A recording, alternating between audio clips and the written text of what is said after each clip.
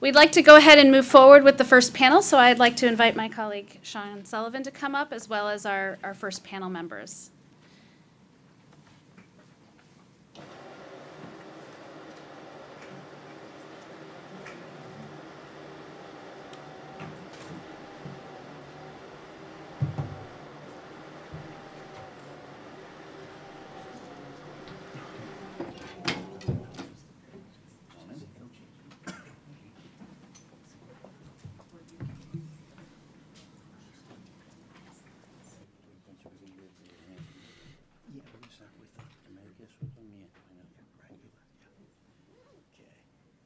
Good morning. I can't start in French because the only French I know comes from the National Hockey League. So all I know is La Plemitoire. That's about all I know. Yeah, there you go. Right. So that's the #1 star. Good morning. And I'm Professor Sean Sullivan, Naval War College. And one of the things that struck me in preparation for today is the welcome letter that appears in the information that we got. And when I read that, what struck me is it's from the conference chair. It's from Mary, and she writes that the Women, Peace, and Security Conference Series brings together interesting people, well, that's all of you, to share their ideas, research, and activities. And I think from my past experience with this, this description captures the value of this event. This is my 4th Women's Peace and Security Conference, and during that time, I've observed the sharing as it happens. Your ideas, the research, the opinions that you have, and the information that you share. This contributes to building that network that Mary talked about at the beginning of this too. Is that so? What makes this interesting is that you are a uniquely talented group of really interesting people. And so what does I mean? What makes this group, what makes you so interesting? And that one is that the people here today, you're all experts. You're leaders in your field of work, whether your field or study. And we include in our group people that work in both government and non-government organizations. So we have people that are currently serving or have served in government officials, and the military, but we also have a large group of people that serve in non-governmental organizations, people that are field workers or researchers, people that are educators and organizers. We also have people here, and you'll meet them during the course of this week, that are just committed individuals that are working to better their society or to better the global relations among people. So over the next couple of days, one of the things you'll see is just a great opportunity to meet people just like you, interested in the same types of things that you are, and to make those connections that build your own network. This is all done in the construct that what we're going to do over the next couple of days is examine the role, responsibility, and effect of women in our security environment. So this morning, I'm excited. I'm excited to moderate this panel of 3 interesting people, and they are. The members of this panel each have decades of national security experience, and they're currently serving their countries in strategic leadership positions. They also are my friends. I've known these men for, several decades, a couple of decades now at least, and they are truly talented. And their biographies, their full biographies, are in the material that you have. The couple of things I'll say is I'd like to introduce the people on the panel. First, in the center, Major General Rocky Meade. He's the Chief of Defense of Jamaica Defense Force. Next to him to his left is Rear Admiral Alberto Soto of the Chilean Navy. He's the Commander-in-Chief of the 4th Naval Zone. And to my immediate left, that's Dr. Yuri Gramajo, Deputy Director of the Uruguayan Naval War College. What I'd like to do is, one of the things about this, the process, is another thing you learn during this time, is that we're full of very interesting people. We have great stories. We have incredible ideas. And the exchange is both passionate, really interesting, and active. But the thing about this is this compelling discussion must be constrained by time, because time becomes zero-sum. And unfortunately, time is limited, all right? So our panel members will discuss their ideas for about 15 minutes apiece. And then what we'll do is we'll follow up with the remaining amount of time. I estimate probably about 25 minutes of question and answer, discussion, opinions, and just sharing everybody's ideas. So the way we'll do it is you just raise your hand. I'll acknowledge you. You could engage in a discussion with our panel members. All right? So that's the road ahead. So I'm Sullivan, and we're ready to start with General Meade. Thank you very much. I had prepared some slides which may allow us to go through more efficiently if they're available. I would, in light of the time warning that we've been given, I'm going to ask you to allow me to not read through my paper, but rather to hit the highlights, and then hopefully other points will come out during the discussion. Is it better for me to be up there for the presentation? Yes, it would.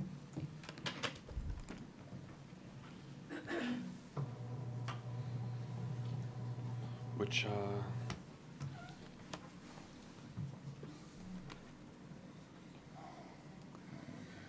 My name is on it. Must be this one. this one here? Thank you. So while they're setting it up, let me just say that I would like to thank the U.S. Naval War College, Brown University, for the opportunity to present my thoughts on a very topical and significant issue. I'd particularly like to thank Professors Mary Ram, Susan Moffett, Lara McCabe, and Christine Kilgus for the opportunity.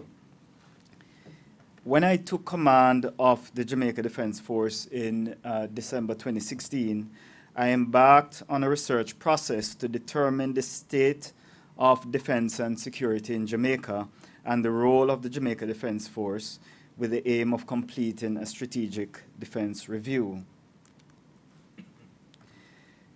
In the process of the review, I articulated 12 strategic initiatives to transform the Jamaica Defense Force, one of which is enhancing the role of women who serve.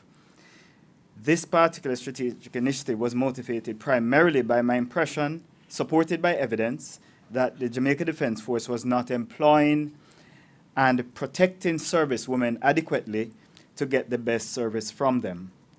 This strategic initiative is also motivated by the landmark UN Security Council Resolution 1325 on women, peace and security, and subsequent related resolutions. This image actually is indicative of what I'm trying to do. Here is Captain Weems Gorman, the head of my Coast Guard, and just appointed. This was our promotion ceremony recently, where she's been promoted to a four-ringer. For the first time in the history of Jamaica, we've had a woman in that position. And in fact, I'm going to appoint her to a newly created one-star position, which is to head up not just the Coast Guard, which I'm increasing, but it's a Maritime Air Cyber Command. So she'll be not only commanding an increased Coast Guard, but the air elements and cyber, which we're just trying to get into. So she just left commander, promoted to captain, and will be going into a one-star command. So in order to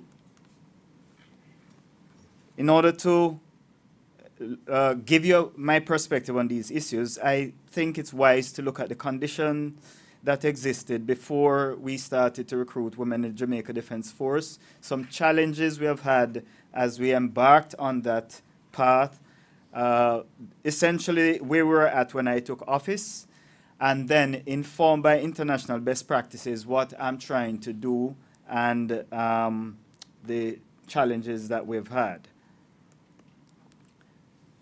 So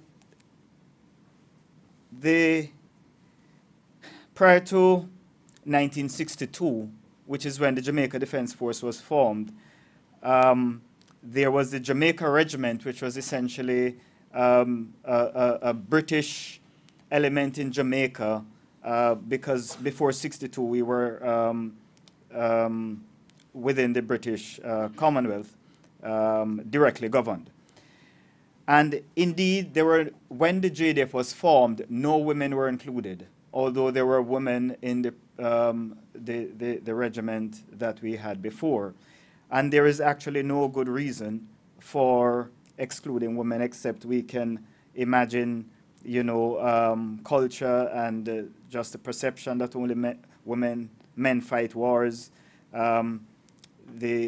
I have a quote from Williams 1997 who spoke about, you know, the wars are for men to fight and women provide entertainment and support. I think we have gone far beyond that, but essentially there was no good reason why we did not have women in the Jamaica Defense Force. So, led by Prime Minister Michael Manley, who was a very forward-thinking and democratically oriented Prime Minister, we had a number of legislation that helped to lead the way to eventually including women in the Jamaica Defense Force. So some of them are noted there: Labor Relations and Industrial Disputes Act, Maternity Leave Act, Redundancy and Termination Act, Equal Pay for Men and Women, Minimum Wage Act. Some that are not included here, but you know, within the context of looking at wider diversity, is the No Bastards Act. So in Jamaica, before Michael Manley, if you were born out of wedlock, there are certain services that you were just not entitled to. We still have some residue of that, but some of these are legislation that came within the context of the Michael Manley era that led to eventually having women in the Jamaica Defense Force. But we did not necessarily do it very well. So some positives that came from it immediately is just the decision to recruit. Just that decision made a big difference. And immediately we took it on board, same pay for same work, and the maternity benefits. We had no issues with those. But there were some challenges as we went along the way, because we had two basic problems. One, there were those persons who really didn't believe that women had a place in the military. And then there were those who accepted the idea but thought women so fragile that had to just be careful exactly what you do with them. And so immediately we had some, in trying to create parity, we created disparity, because we created procedures that were so overly favorable for the women that the men, especially those who didn't think they should be there in the first place, had that as some basis to object further. And so women had more favorable discharge circumstances. I mean, just about anything, a female soldier could come up and say, well, she didn't get to do her nails, so she'd like to be discharged, or, you know, just really anything, and it would get by, because there were persons who were just worried about, you know, women being fragile and ensuring that, you know, in their view, that they were doing the best. So some additional missteps. Although they were included in military, the roles were limited, primarily on administrative and support type. So I won't dwell on that too much in the interest of time. At the time, we set a quota, and I'm going to comment on the quota issue a little later on. Might not be a very popular view, but we set a quota of 10%, which we have not yet achieved since the 70s. And at the moment, the enlisted ranks, we have about 6% of the force. The officer ranks, we have 17%. So overall, it has not been achieved because we have many more enlisted than officers. And the only reason the officer numbers are where it is there is that a lot of our professionals are women. So the doctors, nurses, those professional skill sets, but the amongst the combatant females, the percentage is closer to what you have for the enlisted. So that's what we have. So we made some progress since then, even before I took command. And so we had a situation where female officers are not asked to do promotion exams, but that meant that they could not get senior command positions. So they were excluded, which was thought to be a favor to them, and they liked the idea until suddenly they realized, hey, we can't break the major, we can't go past major, you know, or lieutenant commander. So that was changed before I took over.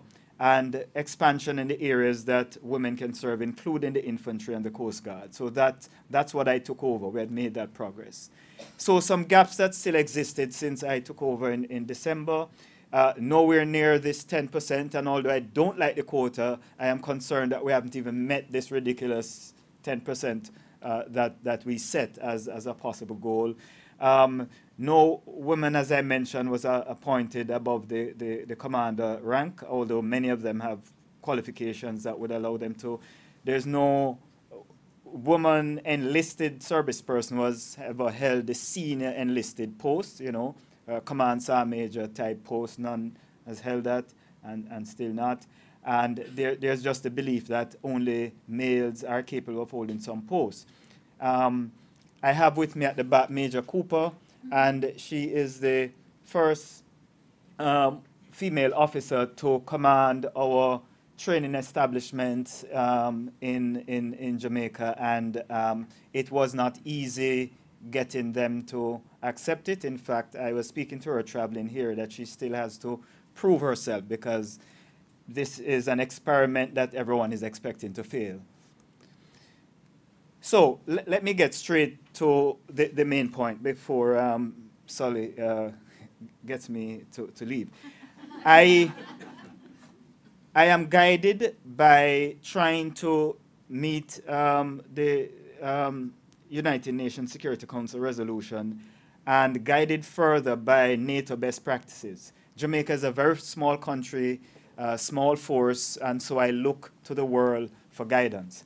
But I must tell you, we can't necessarily accept and adopt everything. There are some challenges. So on this slide that you see, the green ones are things we're already doing and no challenge. I won't waste time going into them. The black ones are things we have no challenges with, but we haven't fully achieved, we're working towards. The red ones I like to have a little discussion with. The establishment of minimum targets.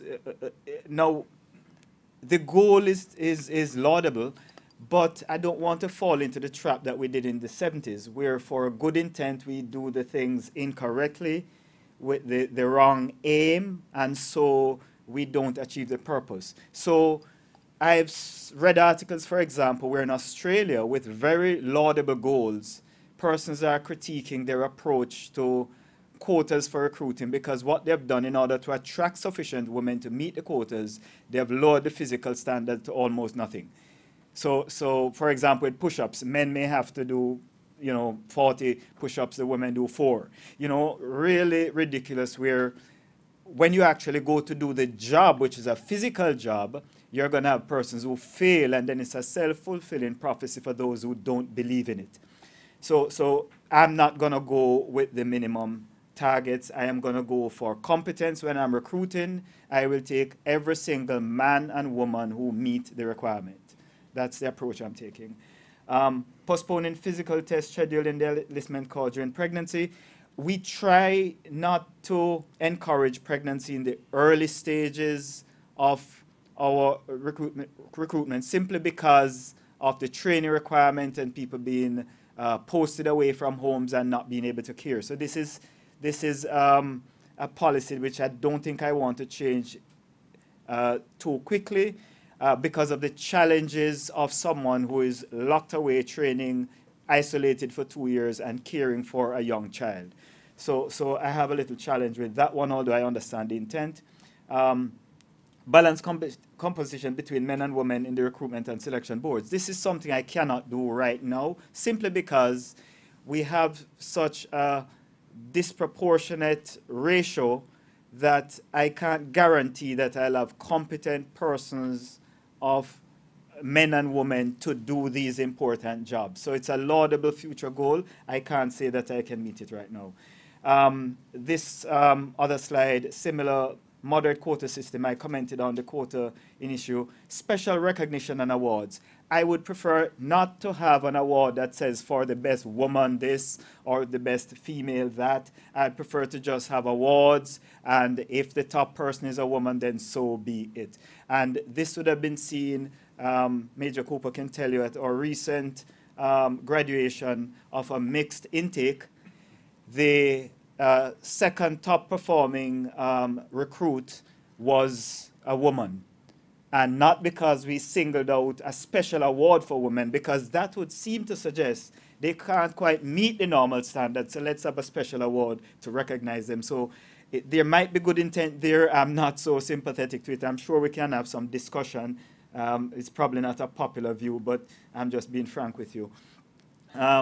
With this one, all mission-specific pre-deployments to have, again, because of only having 60% of my force, this is not something I can credibly do with competent people right now. Maybe in the future I can achieve it. Similar for number 5, I can't guarantee that I can have the proper balance and have a gender advisor in all operations, but the intent is notable, and I'll try my best to achieve. Let me just go quickly through here. I just had some slides showing some impact that I've had on service women since I took over, just in enabling them to step up and not be limited. Certainly the first one is important, where everybody should get a chance to be interviewed. You're not going to get a position because you're a woman, but you should not be excluded from consideration because you are. That's the approach I'm taking. And I have commented on some of these already. I think my time is just about up. So some challenges remain. The culture, as I said, Major Cooper is still trying to prove herself, because there's this view that that's a job that should have been reserved for the best man as opposed to the best officer.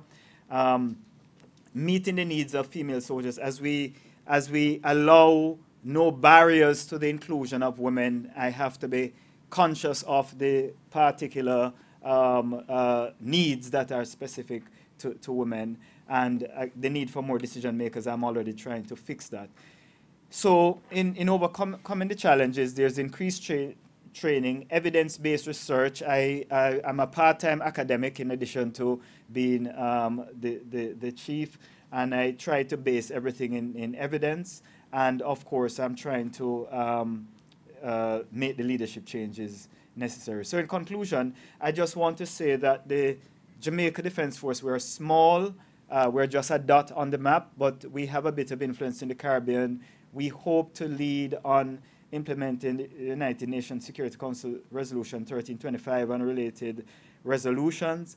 And we are going to be guided by international best practices, but it has to be done within the context of our realities as a small force, and trying not to make some of the mistakes that others have made in trying to go to an extreme where you get a swing of the pendulum to say we're going to fix this problem, and you go too far in an untenable way. I'm trying to see if I can take a balanced approach. Thank you very much.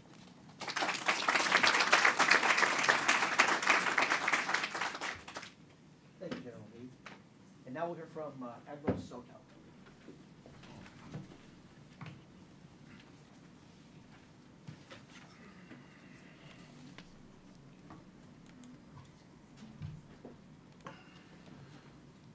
Okay.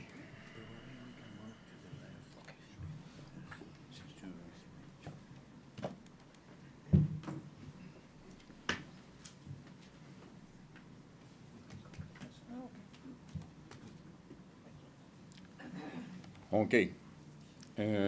Very good morning. Let me tell you how happy I am of being here. Okay. I want to thank Mary, Susan, Larry, my friend from a long time already, okay, for inviting me to come over and to give some impressions about this baby step process that the Chilean Navy is conducting, okay. I remember when I was in Monterrey doing my master's degree in 2000, I had the opportunity to interact with some female officers that were my classmates. And they were telling me their combat stories. Some of them were in the Persian Gulf War. And I asked myself, hey, why not? Why not, you know? These girls are doing great. They're fully recognized. And when I came back to my country, to Chile, I was assigned to a combatant. and I was talking about these stories of Monterrey to my wardroom fellows, and I said, you know, in United States, they had females on board. And they said to me, are you crazy? This never going to happen in Chile, you know. It's never going to happen in Chile because we are doing great. Why are you suggesting to change something that is working well? Is there some operational requirement to do it? Okay, so I keep silent because they said, if you don't keep silence about this, you will not be promoted ever to captain, you know. And here I am, okay? 18 years after that, okay? And we are in the middle of a process, a successful process, or I should say a partially successful process, because it's not done. It's not done, and I'm not even sure it's going to be done ever. You know, when I was in Newport, we were taken to the Admiral Raffhead office, and I had the opportunity to talk with a female that was graduated 30 years before from Annapolis. Okay, she was retired, and she was in charge of this gender office of the Navy or something like that. And she said to me, you know what, if you ask to some female officers right now if they feel discriminated, almost 40 years after the first one started, they will say yes, and I did it. And I was talking with some ensigns, you know, and they say, do you feel discriminated? Of course, sir. Of course I feel discriminated. I mean, 40 years after the process started, do you still feel discriminated? Yes, sir, of course, yes. Yes or no, true or false, I don't know. I don't want to judge that, okay? But I have the feeling that we are in the middle of this process, and this process is going to last for a long time. But we are doing well. That's my first message, okay? My first message. So we are, Chilean Navy, celebrating our 200 years anniversary, okay? We are in the middle of this party. We are taking a year to do so. Very busy agenda. And this thing is part of this agenda, you know. But this process, indeed, started 200 years ago. We always had women in the Navy. Always had, okay? I'm going to explain you what are we doing right now that is so important for us, okay? This is my agenda, okay? First, a clarification. Line personnel, core business in the Navy, the one that basically wear uniform, the one are on board the combatants, the one that sail, okay? Line personnel. Service personnel, the one that wear civilian clothes, okay? They are basically in logistics, they are in help, in support activities, okay? And the process that we are doing is being made basically here, in line personnel, in the core business. We are affecting the core business of the Navy, okay? Okay, we are 25,800 people, and this moment, 19% of the Navy is female. 19% of the Navy, okay? But if you look to the, for example, officers, only 10% are females, okay? And if you go to seamen, female are line 4%, very low, okay? But if you go to civilian employees, 60% of the Navy is female, and they are doing great, and they were always present, and they are really effective what they are doing, okay? Okay, what we're doing is a process that is, we have a lot of planning. It's gradual, that means that it's doing little by little, okay? And it's progressive. We were reluctant. Chilean Navy was the last armed forces to implement this process. Army had female officers and soldiers for 40 years. Air Force for 25 years. We just started, okay? We are very conservative, you know, and the general idea is we don't need it. We are not under pressure. We are not in war. We are enjoying 120 years of peace, so why we should change it? Nobody forced it. Nobody forced it to do it until some years ago, something happened in Chile, okay? Since 2003, major advances have been made, and that's what I'm talk about, okay? Seamen service with uniform, 2003. First mixed gender joined as a recruit in Naval Academy, 2007. First mixed gender joined as a recruit at Sailor Apprentice Academy. 2010, women joined Naval Polytechnic Academy. Okay, major milestones. 2011, first officers and seamen joined the regular personnel on board our warships. They were designated to different units, auxiliary. They were mixed gender in the Esmeralda training ship, a whole experience in that. Naval Staff Course, law officer was the first female. I was in charge of teaching her. She was my student. Okay, I remember when she was so under pressure, 44 guys in a room. She was the only female, and she never talked. She would never talk. Okay, 7 classes in a row, and I asked her, "Come here, please. You are the first female in the Navy to do the staff course. So I need you to talk. I need you to talk because they want you to hear what you think about. I need you to add value. So please talk." So next slide, she started talking and talk and talk and talk and talk. So stop talking. You don't need to talk too much. She was great. She basically obtained the 7th place in 44 persons. Very successful experience. A lawyer. She's still in service. She's still in service, okay? And she's the first female going to RIMPAC this year, too, okay? 2017, the command committee first selected the first woman as a commanding officer of a ship, okay? And this year, she's doing so. She's under my command, okay? Under my command. This is the evolution of numbers, basically. Males going up, a little bit down, females always increasing, okay? 10% of the people that is on board the ships right now is females. Okay, political impulse. I said, we were forced to do it. We were forced to do it. This was not a naval decision. It was a President of the Republic decision. Why? Because our first female ever was assigned as a President of the Republic. And the first question that she asked to us, why not?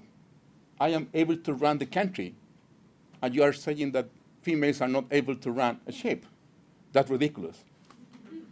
Okay? So what are the arguments to avoid that? No arguments. We immediately start changing because it was her decision, not our decision, okay? President Ricardo Lagos declared on the National Defense Book, women integration is still a pending issue in the armed forces, okay? This gentleman, this president, nominated Michelle Bachelet as the first Minister of Defense, okay? And the National Defense Book point out that since 2003, female officers will join another political order. Many of the changes that were conducted without political impulse, without political will, are not possible. It doesn't depend on goodwill anymore. It's an order of the political level, okay?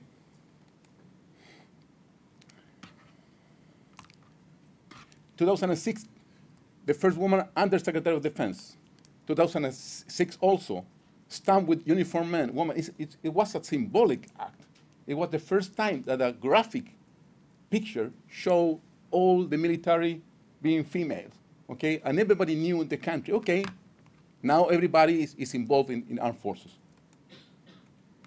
2009, we implemented the Women, Security, and Peace Resolution 1325. That was also a political decision. We will do it. We were the first country in South America to do that, okay? Okay, how do we prepare for this? We do local activities to inform the application process for the Navy. That was a surprise for the country. Country didn't expect that, okay? People didn't believe. Females didn't believe that, oh, are you sure we will be allowed to go to the Navy? Yes. No, you should be kidding. Navy guys don't accept females. No, we will do it. So fill your application.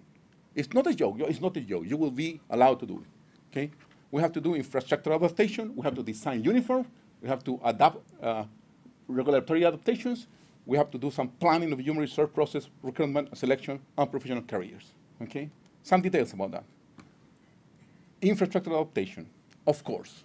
If you want to adapt the infrastructure and your budget is small, the fact that you have to spend money in do adaptation infrastructure to receive females creates some issue, Okay, so we have to do it too. We have to reassign funds. Nobody give us funds for adapt the infrastructure to receive females. Okay. We started by the training places. The Naval Academy, the Sailor Apprentice Academy, the Naval Polytechnic Academy, and the Esmeralda training ship that ever received a woman before. Never received it, okay? The first generation that basically sailed in the Esmeralda training ship was in 2011, I guess, okay? And in 2011, it was a successful experience. Only one person was pregnant in that trip, okay? One of those has to basically quit the job or quit the trip because of being pregnant. One of the female officers fell in love with a recruit, a Marine recruit. Okay, nobody expected that, but happened. You know, it happened, and we had to deal with that also. We have to adjust kindergarten and daycare services. Why? Because we need to recruit or hire more people, okay? More people to take care of this little baby that will come with the females on board, okay? Design of uniforms. At the beginning, the females only had one uniform, a single uniform. They use skirts, dress, okay? That lasts almost nothing. Why? Because the male complain about that. Why they are wearing special uniform? Why they are not wearing exactly the same uniform that we are wearing? Okay? Nowadays, females and males are wearing exactly the same set of uniform, and that costs money. Why it costs money? Because female uniforms are more expensive. Okay?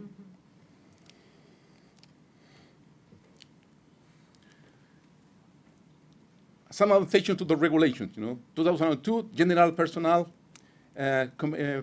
Command promulgated a directive where it assigned tasks for the entry of the woman, okay? That means we will receive females. Be prepared. Be prepared, do these adaptations, focus on the regulation, advise everybody that when the females arrive, they are not supposed to fall in love with them. And it's true. When you bring a female or two females to a crew of 50 guys, and the females are pretty, it's unavoidable that socialization will happen, and it happens. So you have to adapt the culture of the people to say, you know what, they're coming here for working.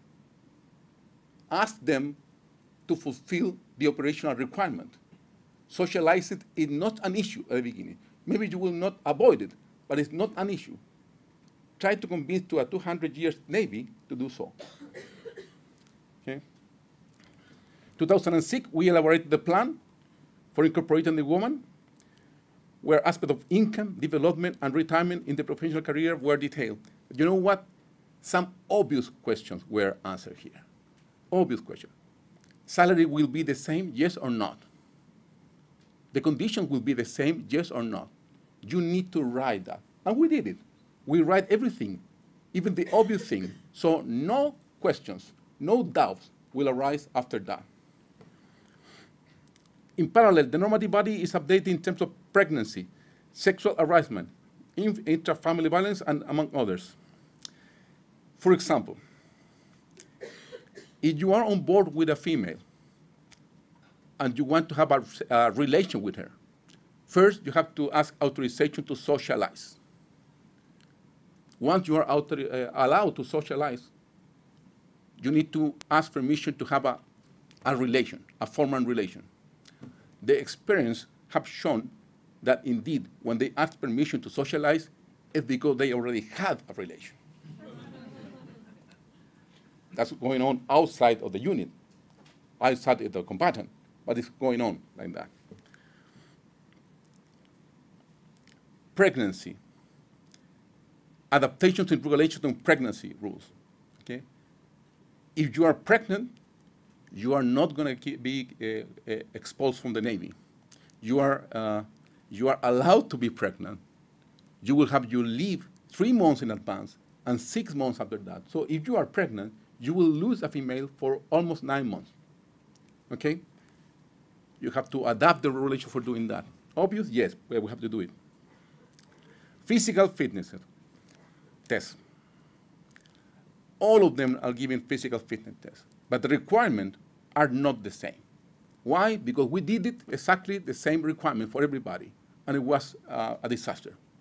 Okay? Now, the only fitness test that is the same is when you are on board of vessels. If you are on board of vessels, you have to be able to swim 25 meters underwater, and you have to be able to float 15 minutes continuously. That's exactly the same requirement for males and females. Okay? Everything else, requirements are not the same. One interesting thing is that we have more applicant females for female position than for male position. I mean, more females are interested for fill one position in the Navy than males are interested to fill one position in the Navy. That means that the quality of the female that are entering the Navy are very good. They are very good, very smart, very cooperative. They are really doing great. Okay? Professional career, equal opportunities. The only exception is submarine service and Marine Corps. Okay? Submarine service because it's a problem of privacy. Our submarines are very small. Females and males need privacy, and it's impossible to guarantee that in a small submarine. And in case of the Marine Corps, it's because the plan is being done for fulfill the requirements that are very specific and very hard to meet. Okay? It is possible that a female fulfill the requirement for entering the Marines? Yes, but would be an exception. And the Navy in this moment, is not planning for exceptions. In 2021, we will fill a lighthouse position with females too. Lighthouses are very isolated in Chile in general. And musicians in 2020 that belong to the Marine Corps. That will be the first females in the Marine Corps, okay? Yeah. And main experience already talked about this. We are talking about mixed gender over woman participation. We are talking about women instead of the woman, okay? Once emphasizing the preparation of units. We are having mixed courses, same opportunity for everybody. We already have written rules about pregnancy, and we have, until this moment, the promotions of the females are being executed exactly in the right timing. I mean, they are doing well. The females that are quitting are really few. Okay. We are sending people to warship and to the auxiliary ships. We are sending people to all geographic naval zones, even though they are isolated. We are filling position of command and exos with females. And as I said, the first command, female commander is under my command. And when I received her and I said, what you have to do is don't break it, don't run aground, and don't burn it. Because if you do so, they will say that it's because you're female. Okay? And she's doing great. She's doing great until now. Okay. And already talked about this about a little bit. What about the influence of the Chilean culture? Rules that work in a NATO country doesn't necessarily work in Chile. In Chile, we have a strong parents' bond. Female, in general, want to stay close to her mom. That's it. They want to live close to her mom, and we are not sure how it's going to affect that in the future. We are not reaching that level that still the female officers are being affected by that. Okay, motherhood. Females want to be moms. You want to be mom no over 30 years in Chile. How that is going to affect, we don't know, because the senior officers and females crew members are 27, 28 years old. What's going to happen in the next 5 years, we don't know. Children born. I mean, if you have a baby, you don't normally leave that baby with your father, with the father. The father in Chile normally don't take the control of the kids. In Chile, it happens like that. I know that in the US it's different. And magic number. What's the magic number? What the percentage? The percentage that in Chile is assuming should be the right thing about the woman integration. We are talking about 14%. Okay? How that number is going to evolve in the future, we really don't know. What I should say, that we are doing well. The process is being well conducted. Our females are adding a lot of value. We are very satisfied with what we're doing, okay? And in general, look at that. This is my last slide. This is what is going on in Chile right now. Women working in search in Chile is a pending task. We know the process in this topic. In fact, the numbers prove it. But we know that lack of advance to equality of salaries, executive charges, and high direction inclusion, among others. Well, females in this moment in Chile, in the Navy, has all that possibilities. The problem is being solved by regulation. So that's it. Thank you so much.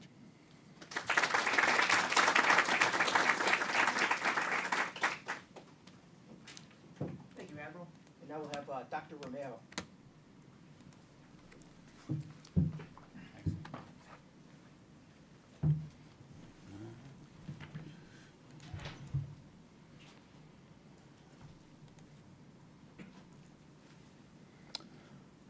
Good morning, everyone. Thank you very much, Susan, Mary, for this opportunity to share this time with all of you, to learn from all of you. And I would like to recognize my friend Larry McKay, my colleague. We have been working for a lot of years. And if someone that is going to say works well, is from him. Thank you, Larry, for these years working together. Well, I have to talk about the presence of women in the military, in general in Latin America, and in particular in my country, in Uruguay. For you that do not know too much about my country, it's a very small country in the south between two big brothers, Argentina and Brazil, but we share with them and also Chile the same neighborhood. We are brothers with the troubles of the brothers in every family. We have a few people. Our population is no more than 3.5 million.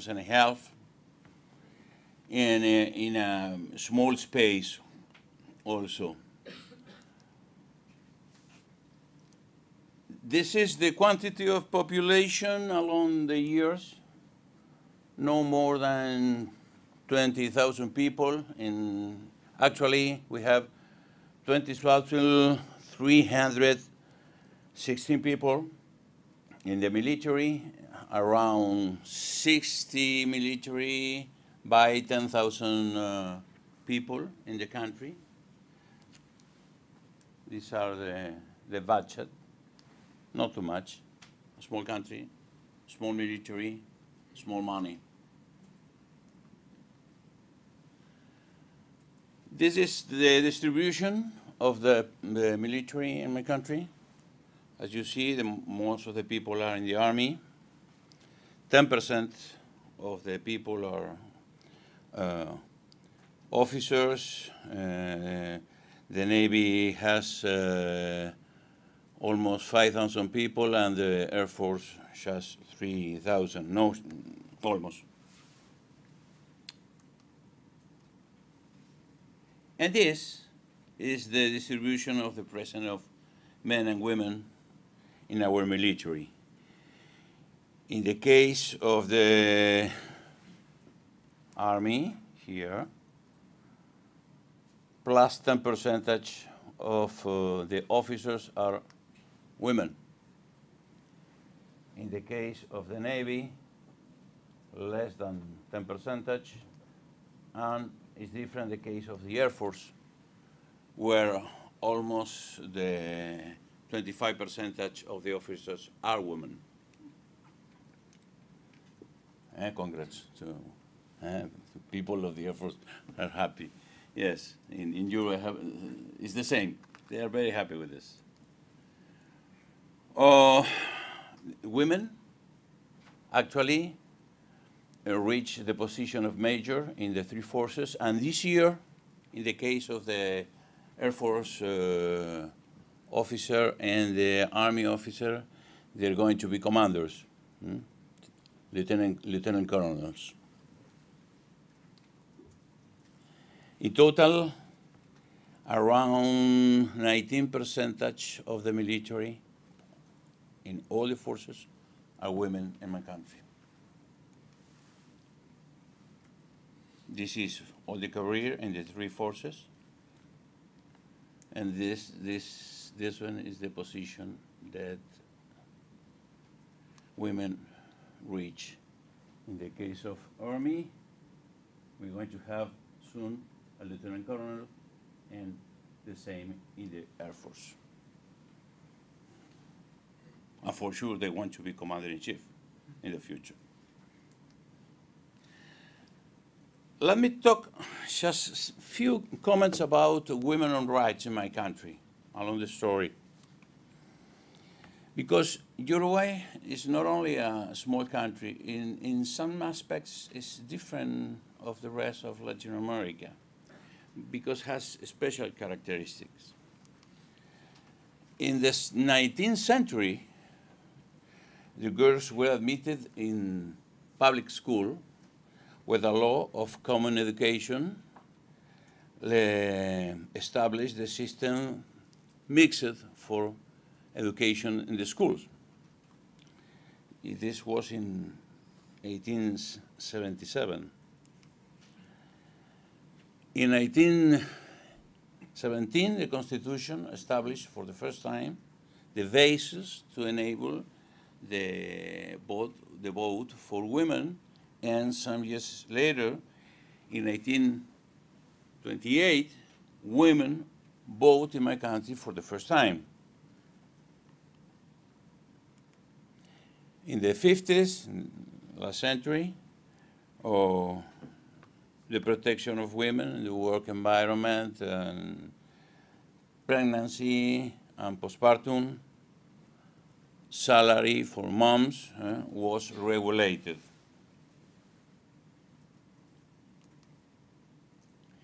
And along the time, this is the participation of women in military.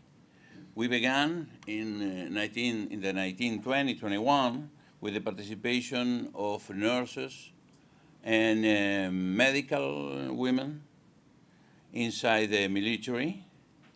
But probably in this line of story, the most important part is this one. When in 1997, 1998, and 2000, the three basic military schools admit women to be officers. Once again, Air Force was the first one, followed by the Army, and finally, in Uruguay is similar the case than in Chile. We are very conservative, and the Navy is very conservative, and was the last one to admit women in the school, in the military school, to be officers. A comparison in the neighborhood. For example, in the case of Argentina, the Army began to teach women for the officers in 1997. In the case of Brazil in 2012, and Chile in 1995.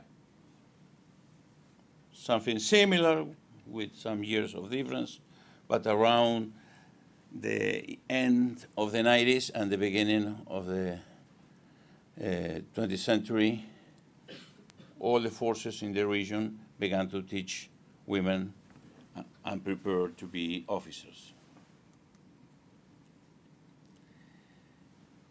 Now I would like to talk something about Latin America, because I'm not sure if all of you knows Latin America. Who all of you have been in Latin America?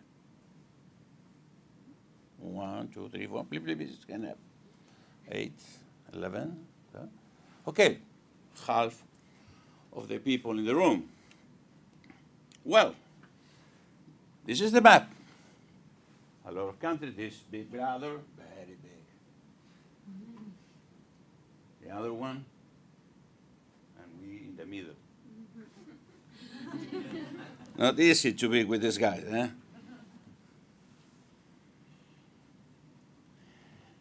Probably if some of you go to one country in Latin America, you came back, and someone asks, how is Latin America? You have the answer. But let me tell you that in this case, probably you're wrong. Because when we began to talk about in deep about Latin America, this map began to be confused. Because Latin America is a lot of challenges. Let me begin explaining you what is not Latin America.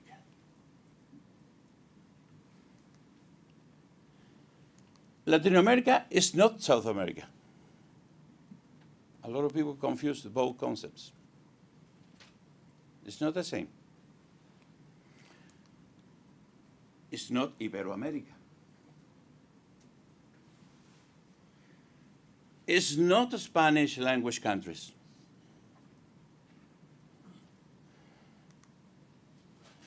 It's not the same in each country, comparing with each other's. We don't have the same geography. We don't have the same international projection, the same economic system. Think of the diversity of our reality and how it changed. Argentina is changing. Compare Chile, for example, with Venezuela. Realities not only different, challenging. We don't have the same social structure. For example, in the case of Uruguay, the middle class was, along the time, the most important quantity of people. But in other countries in Latin America, the medium class almost doesn't exist. We have two poles. A lot of poor people and few very, very, very rich people. We don't have the same political system, and we don't have the same culture. And we are going to talk more about culture. This is not Latin America. Let's think together, what is Latin America? Runs from the south of South America to the south of North America, including part of the Caribbean, but not all the Caribbean. Please correct me if I'm wrong. Latin America has 20 countries. Each country is different from the other ones. It's a group of countries that speak Spanish, Portuguese, and one exception, French. Is there someone from Quebec here? You? Oui. Well, my friend, do not worry. You're not part of Latin America. Okay. French Guiana, Martinique, Guadalupe Islands, no part of Latin America, neither San Pedro, San Martin, or San Bartolomeo.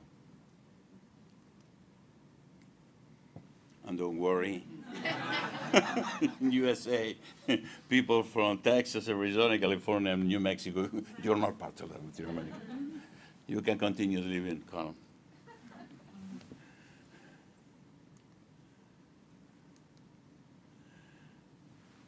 These are the countries. These are the flags. A lot of differences. As I said, but when we talk about culture, there is something that Latin Americans have in common, especially men. Can you imagine what? Who said this?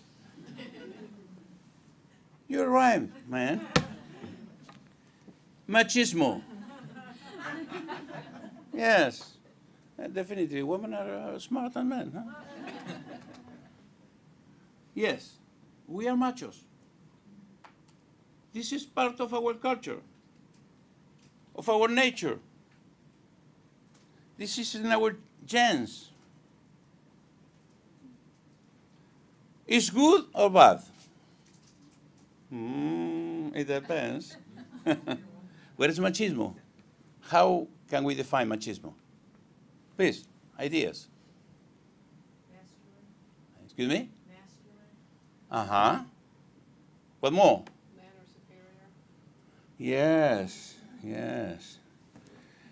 The expression derived from macho, and definitely, is a way of thinking that men, by nature, are superior to women.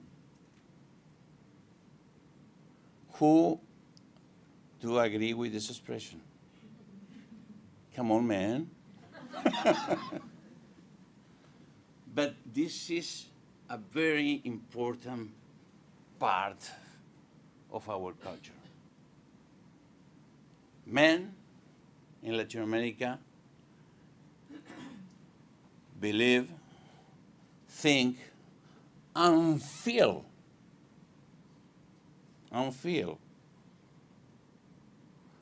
with machismo thinking. Most of the men in Latin America feel that we men are superior than women, and especially in military in some countries, this is very, very strong. Probably it's not the case of Uruguay. But if we begin to run along the region, you will find permanently machismo. And in the case of military, that can be shown in these words. A lot of men said, oh, women cannot be military because they are for nature pacifists. A lot of people find a contradiction between to be military and to be mom. For infantry officers especially, the differences in the physical capacity of men and women, it's a problem. Many of our countries carry values and ethos where we can find anti-feminist thinking. Also, we can find paternalistic, prebendary, or clientelistic characteristic, and the power structure of the military and the society is installing around these values. Also, when we can be politically correct with politically attitude. In the media, our forces show the women military in positions like pilot, crew members, but avoid other very important works that female may make in the military. Then this is the time to open the period for Q&A, then let me ask you this question to you. How much does the machismo affect the development of women's military careers? It's a question. I don't have the answer, but probably discussing between all of us, we can find the answer of this question. Thank you very much.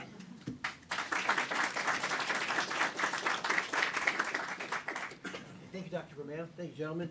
What we have time for is some questions and answers, some discussion from the panel. Please.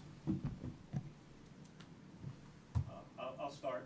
Thank you. Thank you all for some interesting presentations. Very quickly, I took away a lot, but particularly the importance of culture, obviously, and it's not limited to Latin America. I would suggest these are global perspectives. The importance of external pressure. Admiral Soto, you emphasized sometimes external pressure is needed in terms of law, doctrine, regulations to effect change.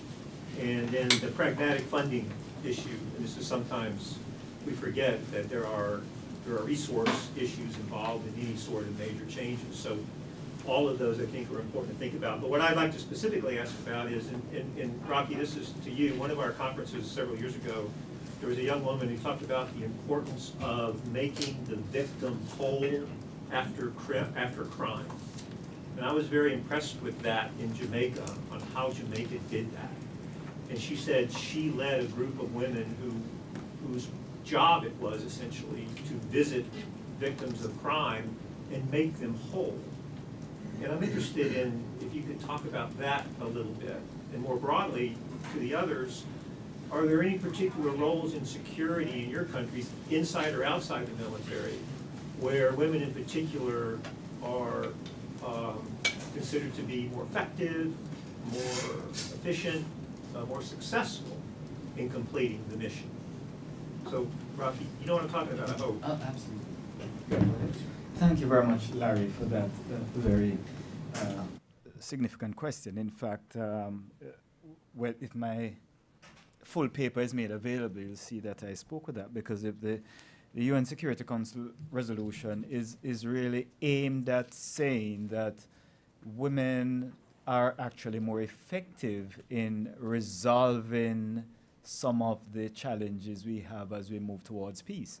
And yes, in Jamaica, we have a disproportionately high rate of violence, primarily between gangs.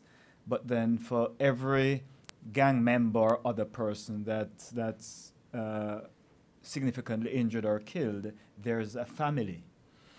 And what we realize is that left unresolved, if we don't make them whole, is that you create another generation as the kids seek to get revenge. And what we have found is indeed that women have been more effective in seeking to calm and provide some resolution. So we initially would have started using mainly the chaplaincy, because the sort of knee-jerk was that if there's, if you need to console someone, you need someone in the chaplaincy. But we have found that if we use the women in our services, they understand, they can actually empathize rather than just go and sympathize, and that it's more effective. So yes, it's a conscious effort that we're making, not just from a military perspective, but as a nation. And as I continue to build out the force and seek to be more engaged in humanitarian support outside of Jamaica and peacekeeping, I'm going to be very conscious of that. Finally, I'd just like to say that in operations of internal security, we have a problem now doing these operations because we don't have enough women in the services. The infantrymen who previously objected to having too many women when they now get a tasking within internal security where they have to interact with a population that has 50% women, are complaining that they don't have enough women. So they want all the support women that can only do support role to be attached to them to help interact with the women in the population. So it's a reality that we're facing, yes. Thank you. Sheila Scanlon? Admiral Soto, you talked about infrastructure includes daycare and kindergarten. Do you find culture changing where men now are using the daycare and kindergarten, or is it just the women that it goes to? Oh, thank you so much for your question. Well, until now, are females. Okay, until now they are females. Now, this is happening at the same time where the Chilean law for divorce was implemented a couple of years ago.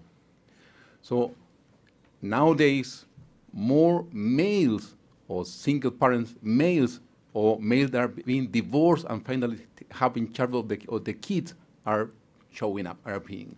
So we believe that in the future we will have maybe the percentage of people, male and female, that will use this kindergarten infrastructure, daycare structures will be increasing the numbers, you know. There's another thing. That's a legal issue. And I talk about we were not assigned funding for many of the changes that we did. But in the case of the daycare and kindergarten, we were assigned funding for that because it's a legal issue, you know. And when you ask, okay, you government give me this order to implement these changes, now you give me the money. Okay, it's a legal issue. I give you the money. For everything else, not. We were not given the money. But for this for that thing, I mean, I think the government was coherent. Okay, that's it. Thank you. Joan? Admiral Soto, you talked about there was a political impetus for change in your country, and I'd be curious, was that also the case in Uruguay and Jamaica, or if it wasn't, what pushed change forward? Yes, actually in the 70s, I did mention it briefly, that there was a particular Prime Minister, Michael Manley, that was very progressive in his thoughts, open to diversity. I mentioned the thing about ensuring that children born out of wedlock was also provided for, and as a part of that was his movement for women to be included. It may have been encouraged by his very strong wife, who was quite an activist. But yes, so we did succumb to political pressure. That's the truth, yes. No. Dr. No, I would like to add something. The appearance of Michelle Bachelet in Chile. You know? Ricardo Lagos was the president that decided to appoint her as the Minister of Defense. When she was appointed as a Minister of Defense, was some sort of revolution in Chile. She was very qualified for that. She studied defense in the United States and in Chile before being appointed for that. She was fully qualified, okay? A lot of criticism appeared at the beginning, you know, but there was a very influence of the media here. We had a big flood in Chile, okay, in the middle of the winter. And suddenly, this new Minister of Defense showed up in the middle of the flood, okay, over a tank with a military helmet. And she said, I'm in charge. And that picture was so intense, was so powerful, that in that minute, Michelle Bachelet was electable for being president. Immediately, because of that picture, because the people was impressed. Now, the fact that she was the president, that fact basically triggered and imposed the change, okay? So Navy didn't have any option. You have to accept it, you know? No more arguments against something like that, okay? So many of the changes that will have to be done for fighting against the machism, because I do agree with that. We are very machism. I'm not in my house, you know? I'm not in my house. Obviously. Yeah. Never at home, you know? Yeah. It's a partially true. You know very well who's true. Yeah, well, you know what they're talking about, but it's partially true because it's politically correct to say that it's partially true. You know, that's true. Okay? But many of the changes that have to be done have to be done because you have the political will. You have the political will, you change the laws. You change the laws, and the change is implemented. Okay? No more goodwill. No more excuses. One more comment. In the case of Uruguay, for example, in the parliament, 1 of 3 people must be female by law. 1 of the 3. In the list for the votation, 1 of 3 persons must be 1 woman, at least. Then our parliament, the third part of the parliament, is composed by women. And we have a lot of law improving and promoting not only the participation, also the empowering of women in politics. Yeah. Jennifer, and then. Thank you for sharing your perspectives. I'm curious, could you share about any efforts that you may have with non-military efforts within your countries to change female perceptions, and along with that, any more equal role sharing within families that in the long run may pay dividends for you in the military, and that you may be changing perceptions within the culture that may ease recruiting and retention long term in the military services? Yeah. Okay. Well, in the case of Uruguay, that happened. It changed the perception in 2 cases, for example, from the reality. The participation of women in peacekeeping operation around the world. As you know, Uruguay has a strong participation, and being a small country, our percentage of with military participation in the efforts of UN is very strong. It's very strong. 10% of our military in around the world in peace support or keeping operation are women. And the participation of women in that kind of operation was very successful, definitely successful, because they reach some space for dialogue that sometimes is more difficult for men. Another case is in the Antarctica. As you know, 26 countries are part of the Antarctic treatment. And Uruguay is one of the countries, also Chile. And at the beginning, we have a base in Antarctica in an island. And at the beginning was military just men. But in the 90s, at the end of the 90s, the government decided that being part of the mission for 1 year in the Antarctica must be with women.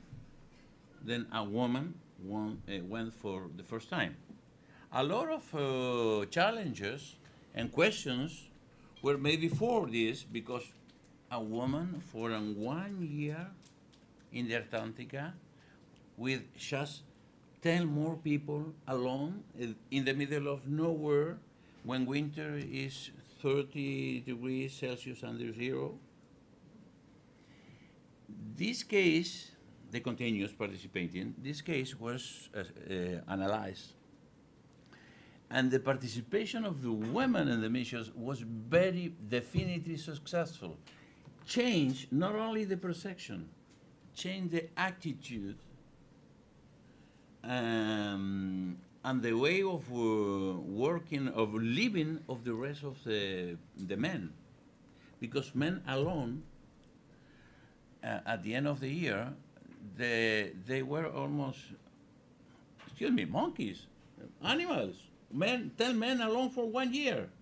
But the introduction of a woman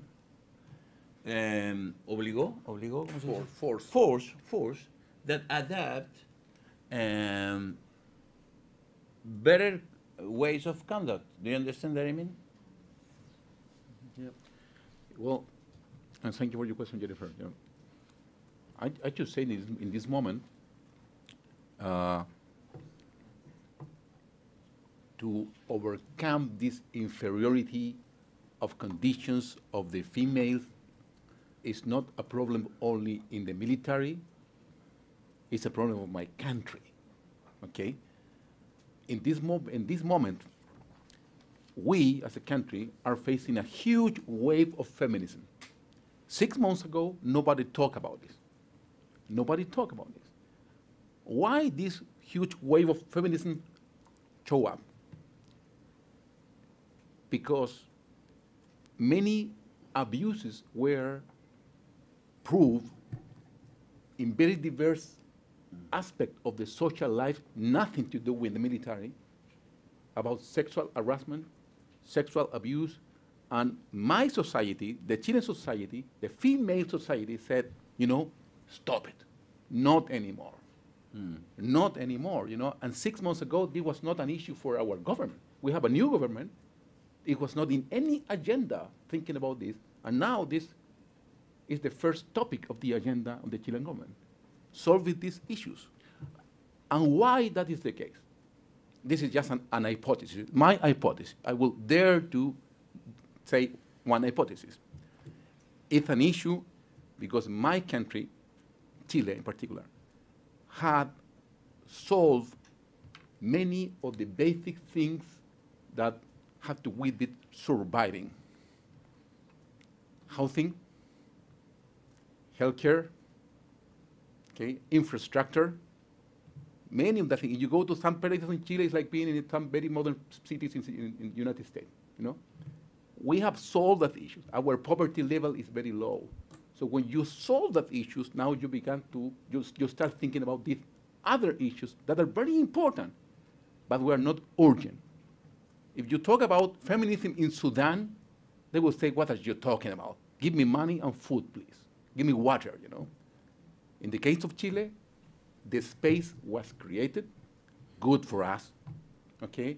And the space for improving in these topics is absolutely given.